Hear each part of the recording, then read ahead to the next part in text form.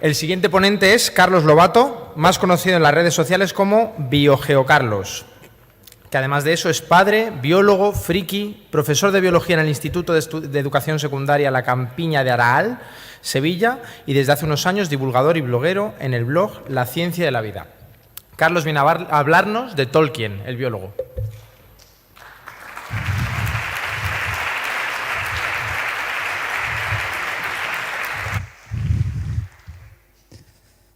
Bueno, buenas tardes de nuevo.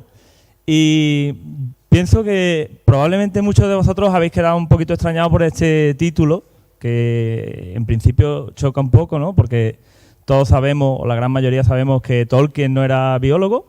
Tolkien es un escritor bastante conocido, es el artífice de esas maravillas que son El Señor de los Anillos, El Hobbit, El Silmarillion, etcétera.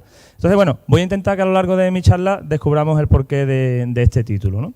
Quiero empezar, y de forma muy breve, a explicar cómo se nombran a los seres vivos en nuestro planeta. Y para ello utilizamos la llamada nomenclatura binomial.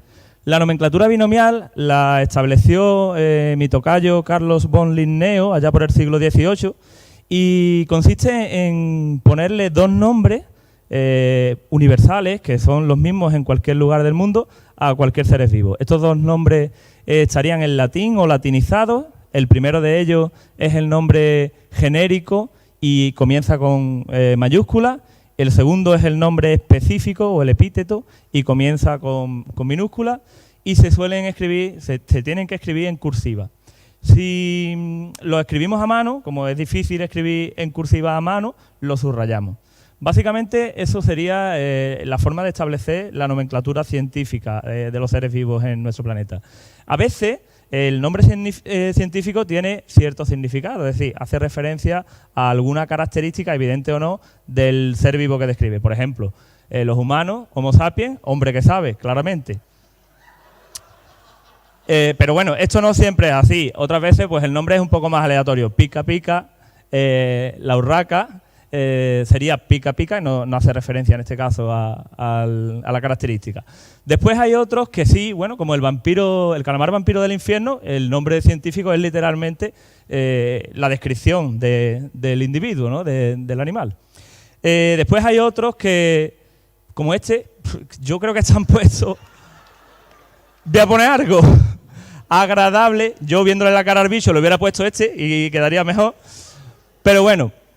Después otros nombres, depende también de la inspiración del que le está poniendo el nombre, ¿no? Por ejemplo, yo no quiero ni pensar que estaba imaginando el que le puso a esta mosca, fijándose en el color dorado del abdomen, Scaptia belloncea, la mosca belloncea. Él estaba ahí. Bueno, y otros están claramente puestos para trolear, ¿no? Este nombre es difícil de decir hasta el nombre vulgar. Gammarus de pierde escudo espinosa del lago Baikal. Pero bueno, son algunos ejemplos. Y vamos a ir al grano, y yo voy a hablar de organismos tolkienianos, es decir, organismos que llevan en su nombre científico referencias al universo de Tolkien. Y la verdad es que hay muchísimos ejemplos, he tenido que seleccionar, pero hay muchísimos más de los que vamos a ver aquí. Empiezo con el Psychonycteris hobbit, que es un tipo de murciélago que lleva esta referencia a los hobbits, precisamente porque tienen los pies peludos, al igual que estos personajes de Tolkien, entonces está muy bien puesto ese nombre. Hay más referencias a los hobbits, como el Macrostiflus frodo, es un tipo de escarabajo. Bueno, ahí tampoco hay ninguna relación directa, simplemente al autor le apeteció ponerle este nombre. Yo hubiera elegido, en vez de, por ejemplo, un escarabajo, un tárcero, ¿no? Este vendría clavado con el actor que interpreta a Frodo.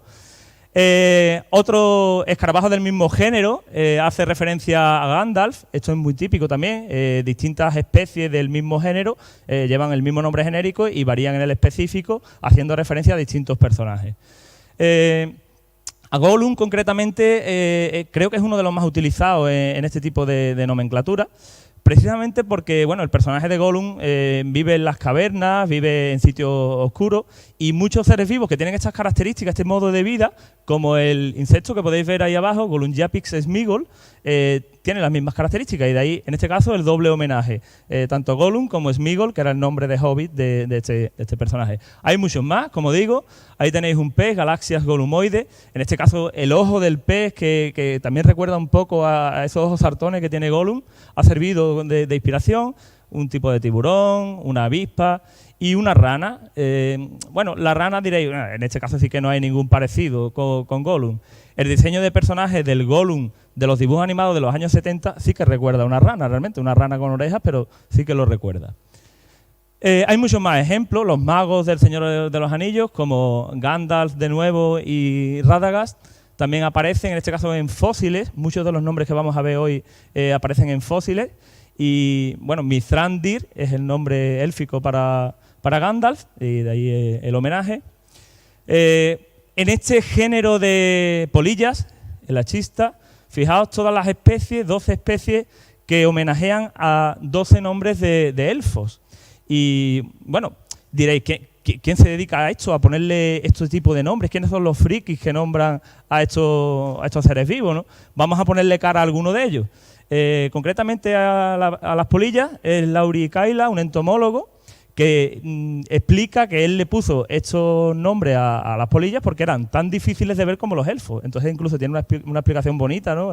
Poética.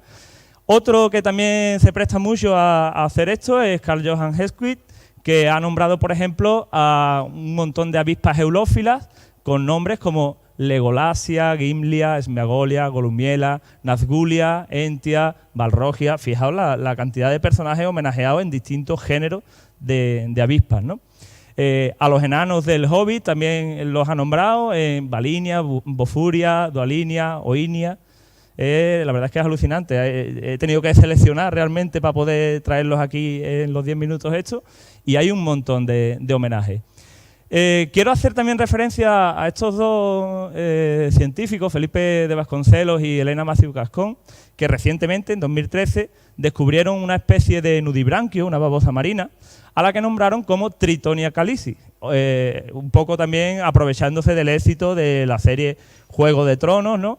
Y la explicación que dan ellos es que el animal se parece realmente al diseño de la trenza que llevaba Daenerys Targaryen en esta famosa escena de la pira funeraria. Bastante rebuscado, pero... Bueno, y me diréis, vale, pero esto es Juego de Tronos, esto no tiene nada que ver con Tolkien. ¿Cómo que no tiene nada que ver con Tolkien? Si Boromir y Ned Stark son el mismo. No me digáis que no.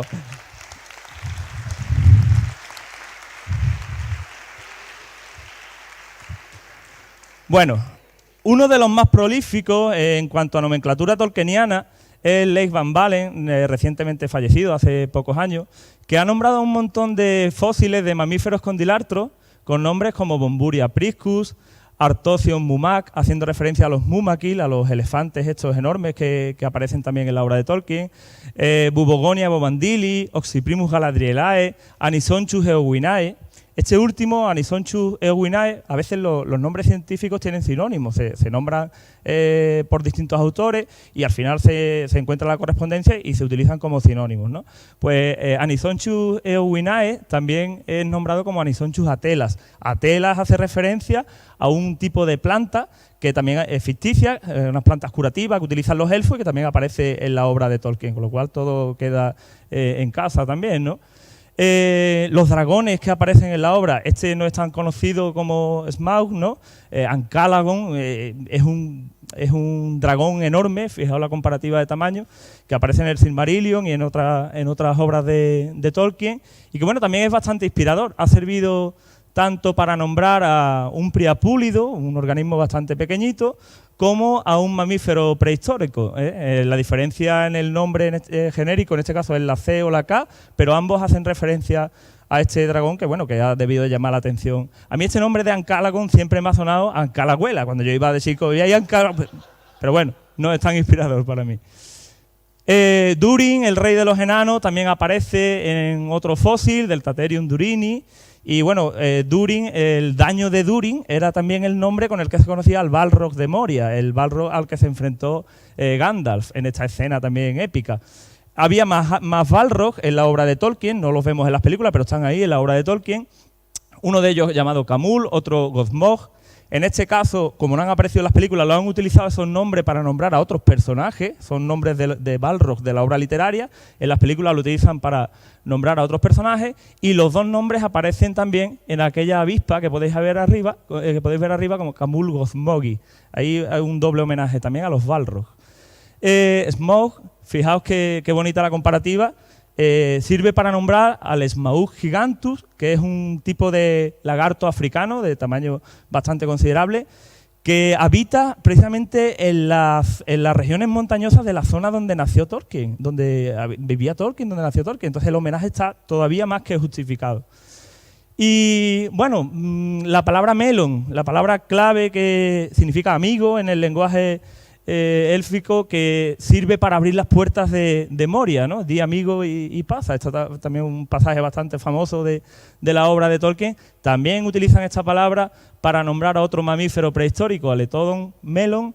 Lleva el homenaje a la palabra en sí. Ya no es un personaje, es una palabra clave de la obra de Tolkien.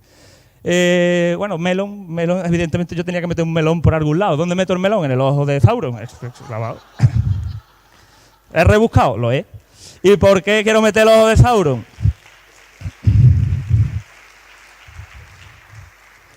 El ojo de Sauron también aparece homenajeado en la nomenclatura científica.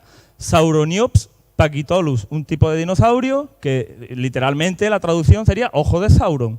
Y después también en una cigarra, Macropsis sauroni, el ojo enorme de Sauron, ¿no? Sería una buena traducción para este nombre científico.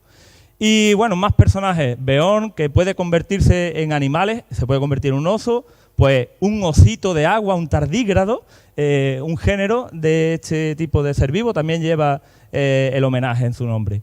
Los orcos, los personajes, digamos, que más mal nos caen en la obra de Tolkien, pues también. El Borófagus orc, un tipo de animal, un estilo de vida parecido a las hienas, un animal primitivo, extinto, que también homenajea a estos seres, en este caso con bastante razón también. Protungulatum gorgum es un antepasado de los ungulados actuales. Gorgum es el nombre en el lenguaje Dunedain para los orcos, por lo tanto también el homenaje otra vez a estos personajes. El rey de las águilas, pues lo encontramos ahí en otro insecto volador, en el género Guajiria. Y voy a ir ya terminando con estas distintas especies de avispas que llevan los nombres de los hobbits. Bilbo, Frodo, Sam, todos, bueno, por si no suena lo de Meriadoc y Peregrini, Meriadoc y Peregrin eran Merry y Pippin, ¿no? Esto lo sabéis todos. Bueno, todo este género de avispas, Shireblitis, hacen homenaje también a The Shire, a la comarca, al sitio donde viven los hobbits, y uno de ellos en concreto una especie a Tolkien, ¿no? Y ya termino, bueno, antes de terminar, hay mucha ciencia en Tolkien, aunque no queramos, hay muchísima ciencia, y aquí el amigo Fernando Frías montó un evento que se llamaba Nauquien, para combinar Naucas con Tolkien, que supongo que muchos de los que estáis aquí lo habéis visto o habéis oído hablar de él. Y bueno, y termino donde empezamos. Quiero terminar otra vez con la imagen de Tolkien, porque decía al principio que el título de la charla, Tolkien el biólogo, cuando todos sabemos que Tolkien es filólogo, es escritor, y yo creo que con todas las especies que hemos visto, y más que no hemos visto, que Tolkien ha nombrado indirectamente, creo que está más que justificado que lleve el nombre de Tolkien el biólogo. Muchas gracias.